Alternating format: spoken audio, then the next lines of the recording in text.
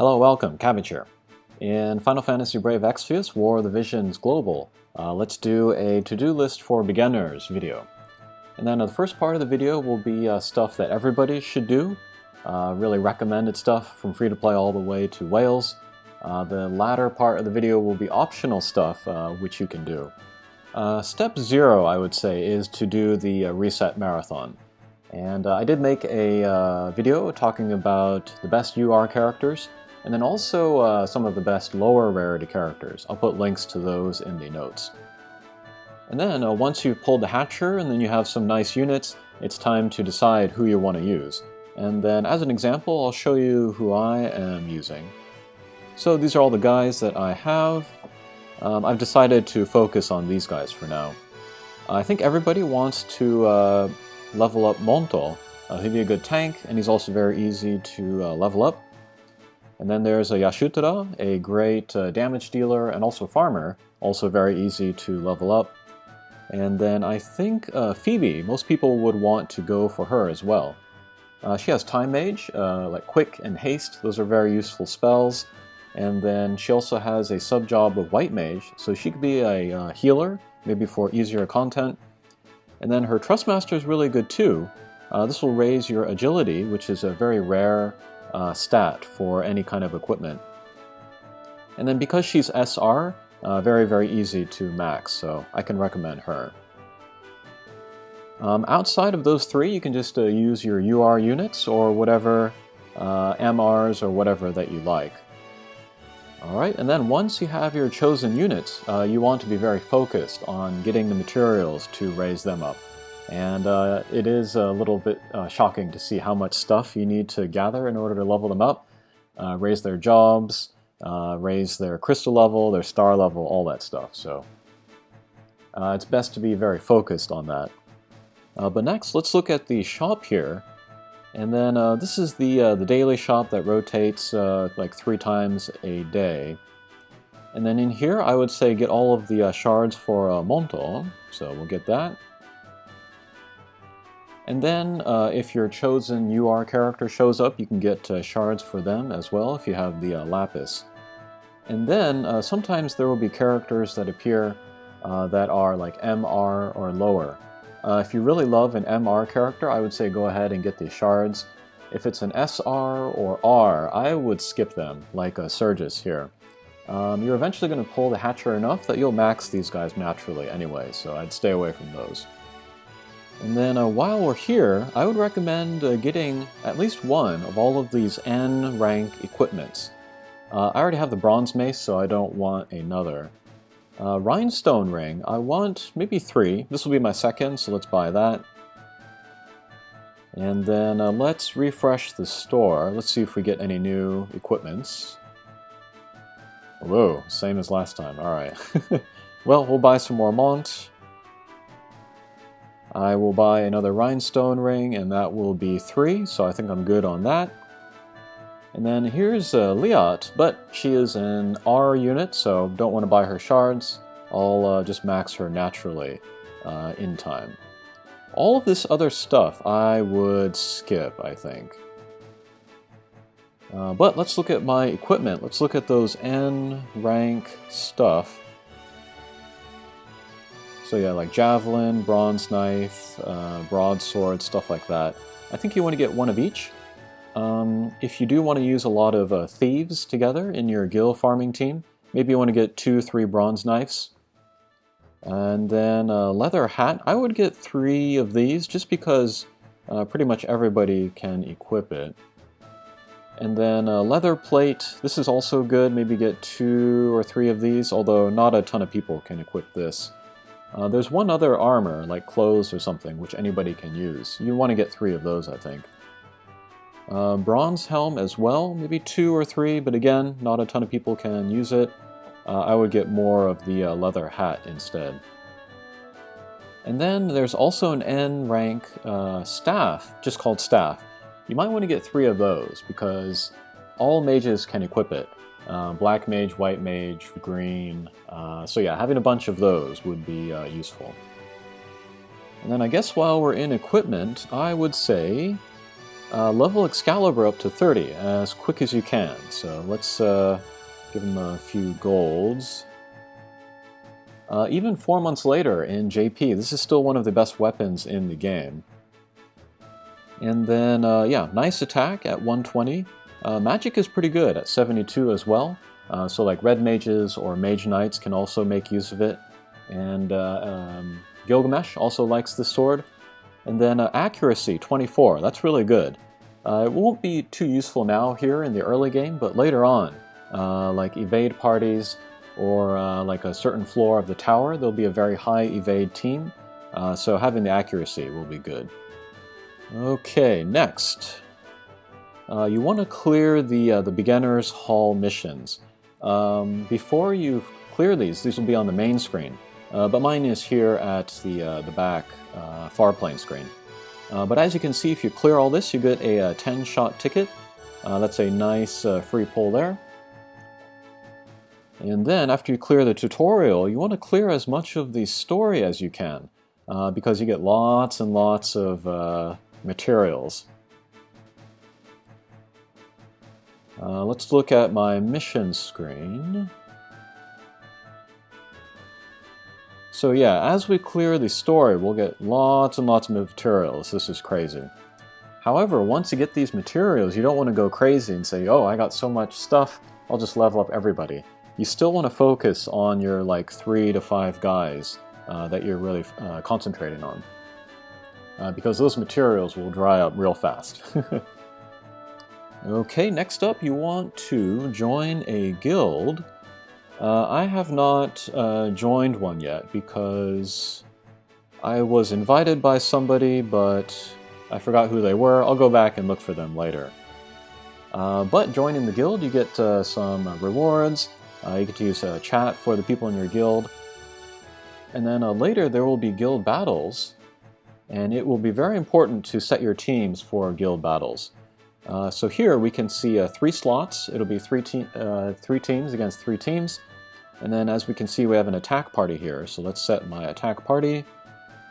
We'll just put my URs in there, why not? And another very important thing here is to hit attack party, we'll switch to defense party. This is going to be when you are attacked by another guild. It's important to set this as well. A lot of people forget to do this, and so it's just one Mont sitting by himself, and so he's easy to be taken down, and that will be an easy 3 points for your opponent. So let's set this as well. I'll give him equipment and stuff later, but yeah, definitely set both the attack and the defense party in the guild. Very important. Okay, next, you want to get Royal Rank 1. So if you get Royal Rank 1, which I have, you will get the 1.5 times speed function. This will really speed up your farming. Once you get to Royal Rank 8, you'll get the 2 times, but that is very, very expensive to get there. To be honest, 2.0 is not really that necessary. 1.5 is going to be enough for most people. And even in JP, where I do have the 2 times speed multiplier, I do sometimes still use 1.5 because 2 is too fast.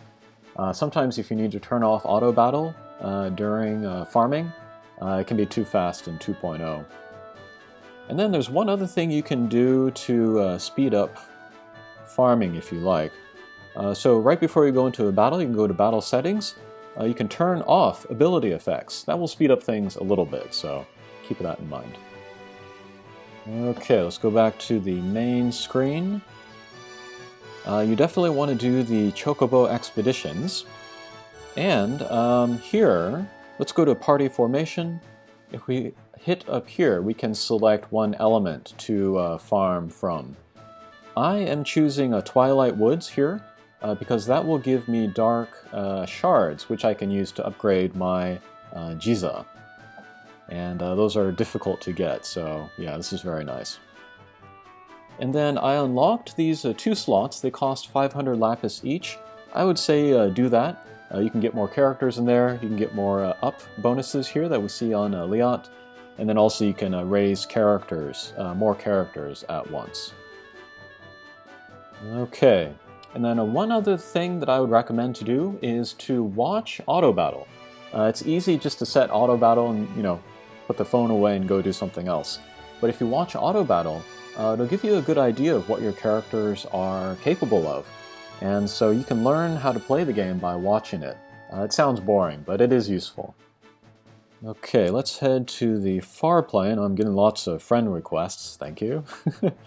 Alright, so if you wanted another way to get Lapis, you can go through here, Events, go to the daily or training stuff. You have all of these different element stuff. Even if you don't need this materials, you can still go through, and then that first clear you'll get 50 Lapis. And then each of these different material categories, they have 3 quests. So that's 150 Lapis for every one of these categories. So that's a lot of Lapis there if you are in a hurry to get that. And then also here, if you go to the match, the multiplayer quest, again, you have all of these different elements and stuff. So if you host missions for all of these, you'll get the clear bonuses, and you can get even more Lapis that way. So I'm going to save doing those until I really need Lapis. Here are the espers. You can also clear these for more Lapis, and then stuff to awaken espers. Okay, next let's talk about hard battles.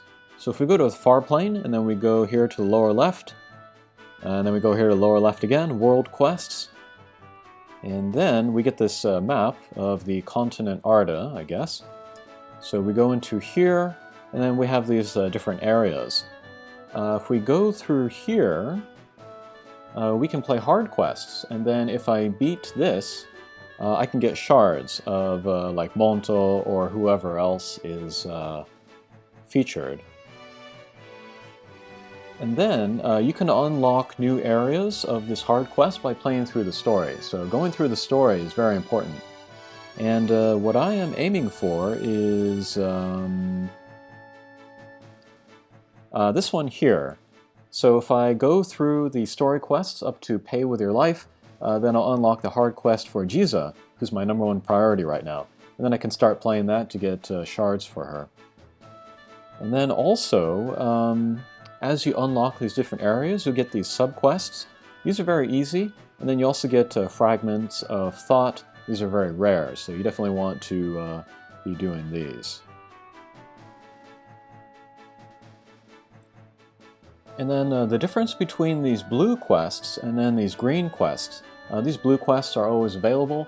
You can play these to get shards of guys, so like 5 of Liat here. The green quests become available once a character becomes level 40. And then if you clear that, you get a special skill for them. Yeah, there it is, level 40. You can get a special skill for them, and then also more shards. So your chosen characters, you want to get them to level 40 as soon as possible. Okay, next let's talk about some optional stuff. Okay, one of those is to level up Zazan. This is this bear guy here. He's not great, but he's very easy to max, so you can unlock those awakening missions, and then you can also get his Trustmaster quickly. His Trustmaster is not great, but you can use it to level like item proficiencies for your guys, and then in the very beginning, when you have very few Trustmasters, you might just have empty slots on your guys. So something is better than nothing in that case. But actually, let's pull in here. I haven't pulled for this time period yet.